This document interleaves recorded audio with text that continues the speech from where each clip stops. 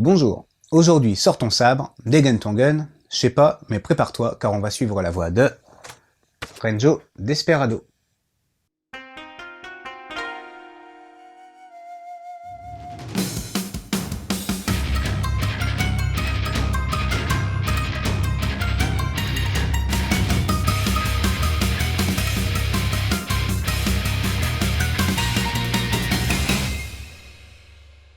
Monko, une guerrière vagabonde aux bras de métal, voyage de ville en ville dans un Japon westerno-fantastique, enfin quelque chose dans ce goût-là, à la recherche d'un mari. Elle va croiser sur son chemin toutes sortes d'adversaires plus beaux gosses les uns que les autres. Et tu t'en doutes, la dame va tomber sous le charme entre chaque baston.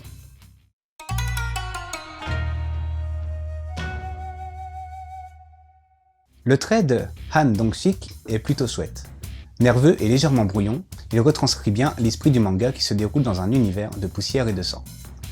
Le design de Monko est vraiment cool et rend à merveille le côté badass du personnage. Au niveau de la mise en case, ça reste assez classique pour ce genre de manga, mais très dynamique.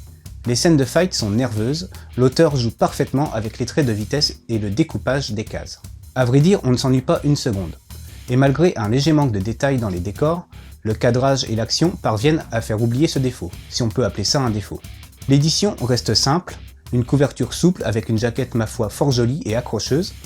Si tu enlèves la jaquette, tu pourras découvrir un croquis de celle-ci avec une bulle de Monko te demandant de la regarder dans les yeux. Voilà qui permet de cerner un peu plus le personnage.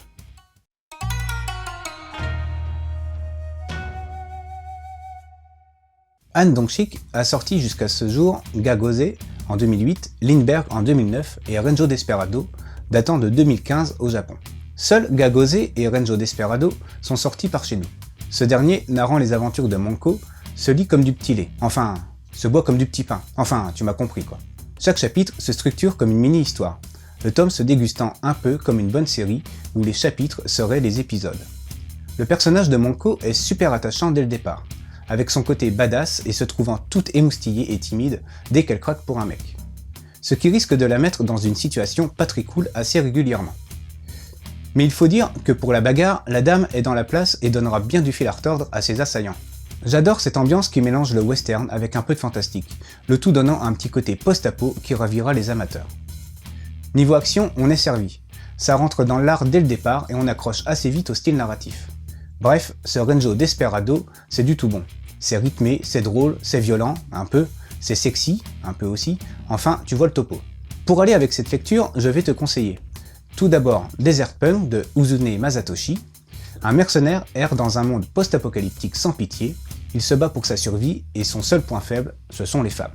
Ensuite, il y a Gun Frontier de Matsumoto Leiji, qui narre le périple de deux hommes et une femme dans un monde où la poussière et les armes qui sifflent font la loi.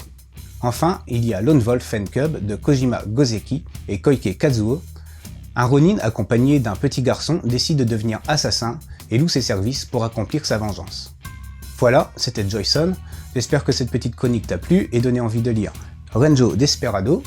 Je te dis à bientôt et surtout, continue de suivre la voie du manga.